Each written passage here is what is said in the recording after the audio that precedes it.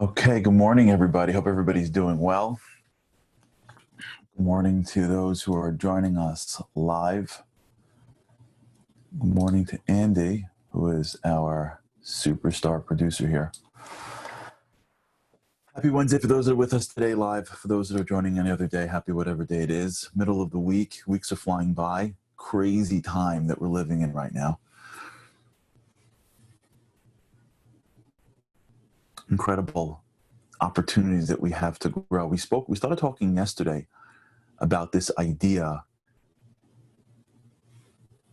that we're in this world for a reason.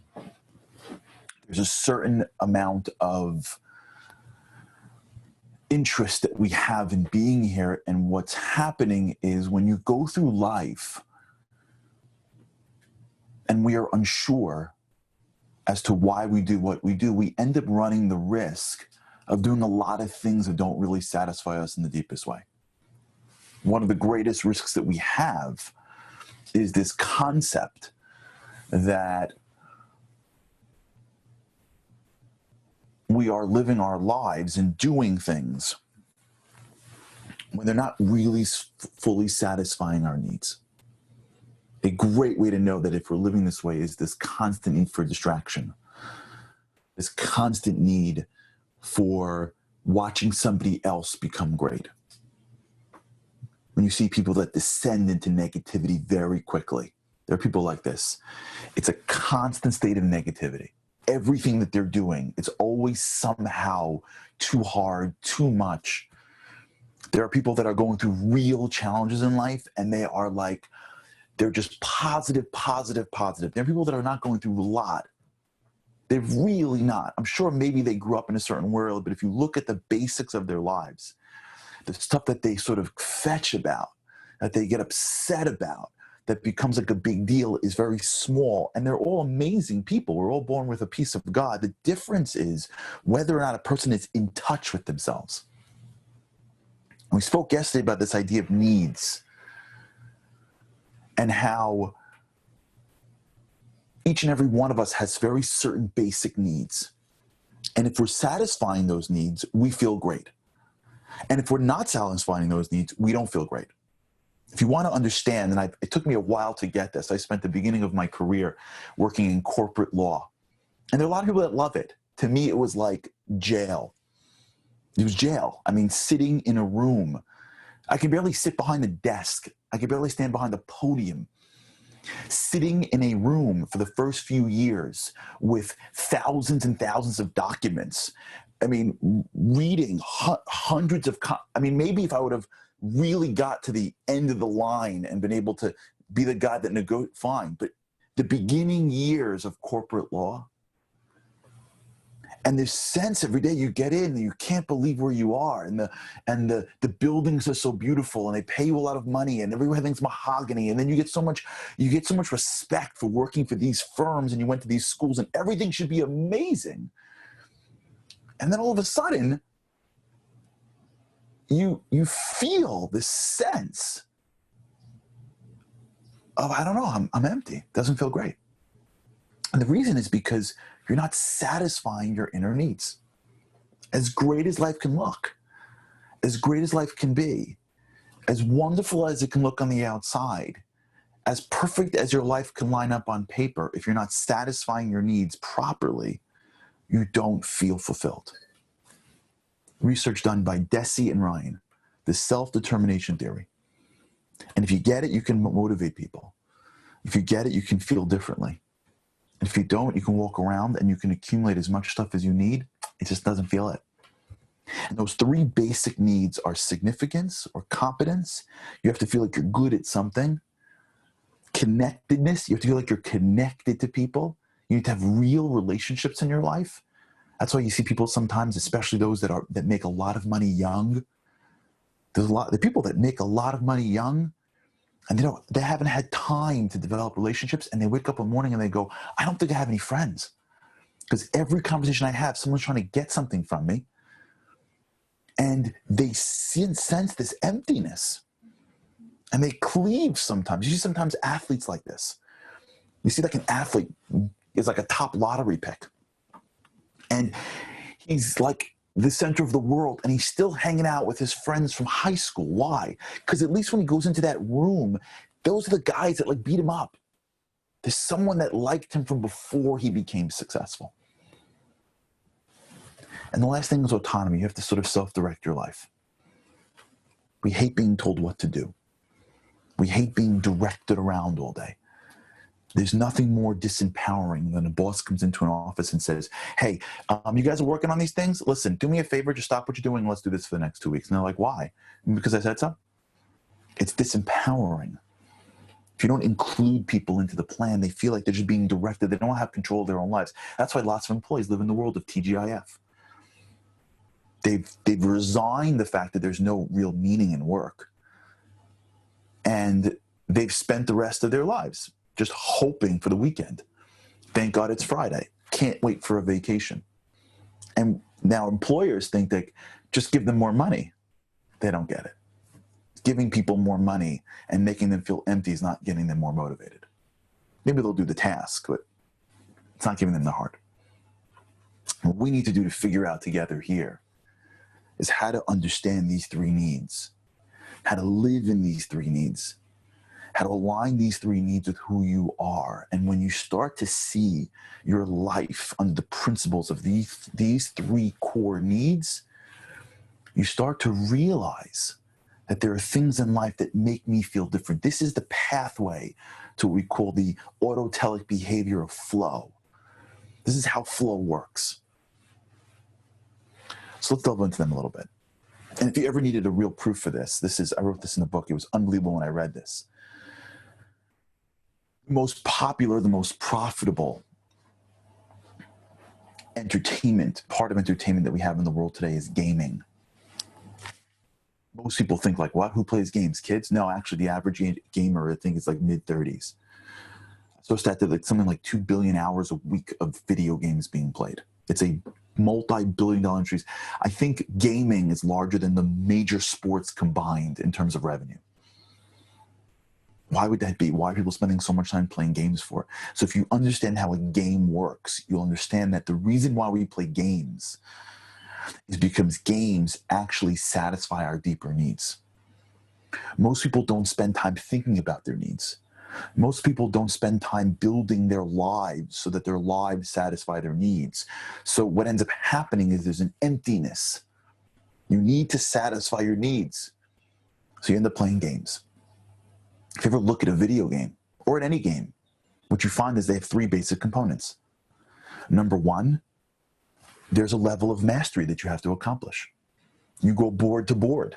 You got to figure things out. You win at boards and you feel the sense of accomplishment. You score a basket. You score a goal. You win at a game.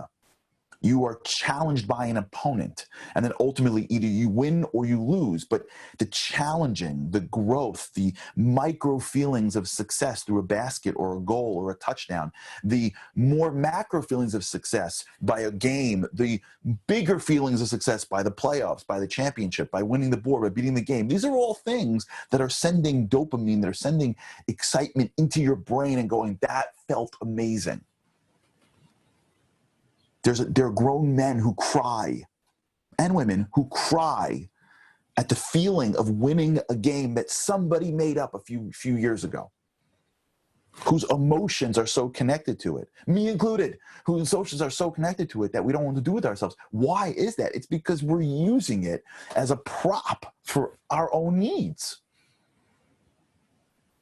There's connectedness in games. You play against somebody. You play with a team. You play with fans. It's you're united in purpose. You see people all the time. They come out of sport. They come out of the army, and they go into work. They go into life, and they can never find themselves because they were once connected in purpose. And the last piece is that there's a certain level of autonomy. You're shot. You win or you lose on your shot. You win or you lose on your team. You choose to play or not to play. There's a certain level of you're opting into this game. You're opting into this board. You're opting into this weapon that you use. You're opting into this pass that you throw. When you understand these three pieces, that's why the world is obsessed with gaming, myself included. That's why kids need sports if they can play it well. That's why we're looking constantly for competition. It's not because of a ball. It's not because of a bat. It's not because of a video game.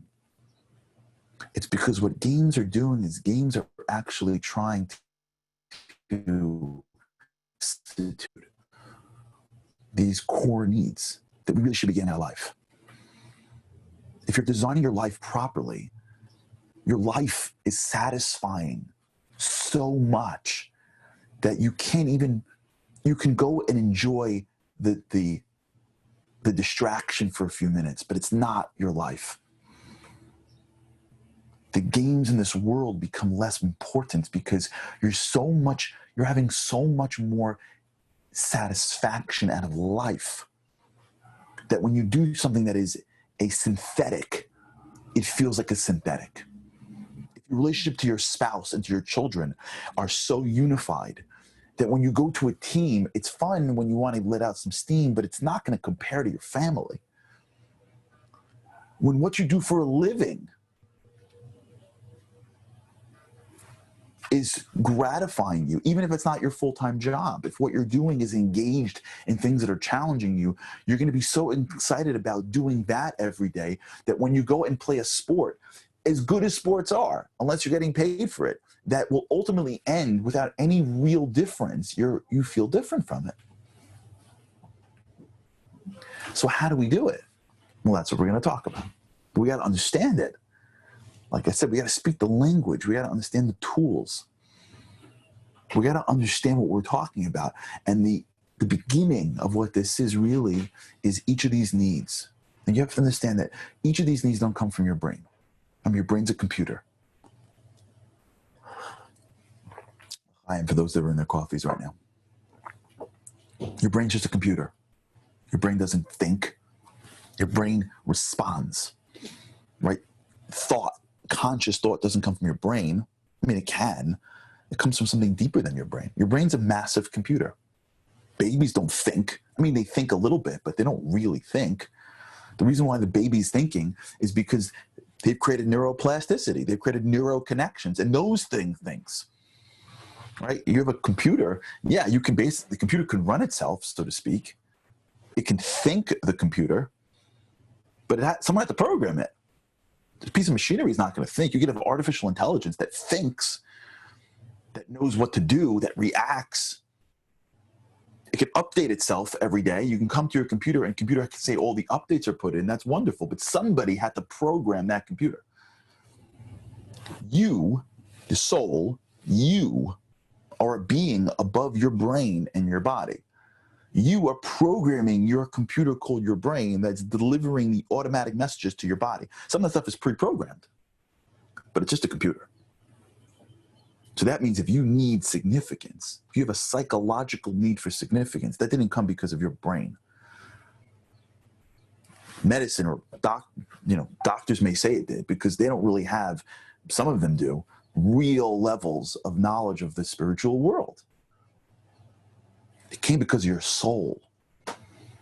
You don't need it because your brain needs a hit of significance. You need it because there's something deeper going on inside you of who you are that is being manifest through your mind. And so when you break down these three pieces,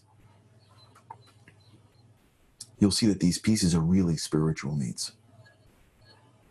And this is found in spirituality. It's found actually in the depths of the story of Adam and Eve. It's found through the different energies in which God manifests into the world, the masculine energy, the feminine energy. It's found through what's called the Sephirot, which are Kabbalistic concepts that explain how the divine light comes into our lives where we are and manifests it. Yeah, definitely. Chassidus. But each of these energies that we have spiritually are actually aligned directly with what goes on psychologically. We're going to learn it from the source. Because what ends up happening is if you don't get it from the source, it ends up getting a little bit of, it gets a little bit bastardized along the way. So let's take piece by piece. Every single one of us has in us multiple energies. There's an energy inside us that senses. Now, we each are souls, which means that at our core, who we are is a piece of the divine. You've heard me say this before, I think. Me and you are pieces of divine. That's who we are. We're congealed souls. We can't see it, we can't touch it, we can't see and touch our brains. We can look at it under the microscope.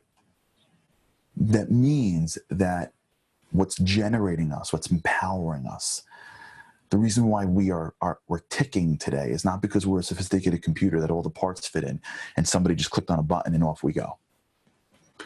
We're clicking today because what's powering us is an energy source that is divine. It is a ray of the ultimate. It's not God himself. It is a ray from divine. You are and I am divine energy. I don't care how religious you feel. I don't care how connected you feel. I don't care your background. I don't even care your religion. If your eyes are open, you are, what you have inside you is more spirituality than you'll ever need for the rest of your life. You never have to become spiritual. You have to reveal spiritual. Period, end story. That's how it works. That is the core of who we are. How much physical we'll put on top of us, that's our business. How much we'll gear our minds around going after things that are physical, that's up to us. How much we want to block the rays that come inside us, that's up to us. You can sense it when you walk into a room when somebody is living with more of their soul. They just feel differently. When someone has conditioned themselves to be a walking, I don't want to say this word, but basically a walking, talking, thoughtful, thinking animal whose only goals in life is winning and beating and eating and indulging, they sense differently. When you're around them, you can almost like smell it. See someone whose life is giving and doing and helping, they just feel different. Why? Because they're living with a different part of themselves. But everybody has that. Now, since you have this significance inside you, we also have this energy. The energy that we have is to prove it. Remember, we were first created from dirt. So a part of us comes from Adam. Adam comes from the ground. Adam comes from below surface. So there's a piece of our soul that recognizes that at our core, we're really earthly. And you see this with people, usually men a little more than ladies. The desire for earthly things, desire for lust, desire for food, the ability to walk into a place and stuff oneself until they can't breathe. Where does it come from that a human being wants to eat so much, especially meat? It's like you look at somebody, if you didn't know what was going on, you would see somebody basically like sticking their mouths into an animal and gorging it until they can't breathe. Where does that even come from? Where does it come from looking at people and objectifying other people? How can we objectify human? Where does it come from? Where does it come from cursing at a level where you make people feel terrible, beating each other up?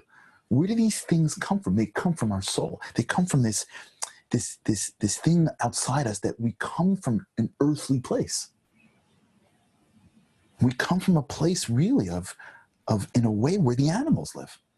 We come from the dirt. God could have dropped Adam out of the sky. God could have told Adam, like, here you are, you're an angel, poof, and now you're going to give you a body. And Adam could have floated down, like, on a parachute and been like, here I am. Wow. He could have done that. Didn't have to take a little bit of dirt and, like, sketch out a person and bring them up into this world. Why did he do that for? Because that's what makes us angelic, is the recognition that we come from the ground. That the animalistic tendencies are a part of us to some extent. And it is our job to overcome them. That is the core of our need for significance. We want to feel like we're moving in this direction. We're competent. We're growing. We're significant. We're more than just how much I've consumed. There's an internal need to feel like we are elevating ourselves in life. That's a spiritual need. And when you feel it, it feels different. But along the way, you can get the trap. And this is the trap that people fall into. This is the trap we're going to talk about tomorrow. The trap of significance.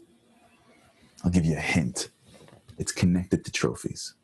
But until then, once we start getting through our needs in a significant way, we start seeing why we do what we do. Everyone has different energies. Once you start understanding your soul and what you have to accomplish, you'll start to realize that life is either sending you in the right direction or the wrong direction. And then you could take these needs and apply them to your current life and do whatever you're doing, but do so with much greater purpose and meaning. All right, we'll get there. It's going to take a little time, but we'll get there with God's help. All right, thanks so much for tuning in. I appreciate it. Have an incredible, incredible day with God's help. I cannot wait to see you again tomorrow. Have a great day.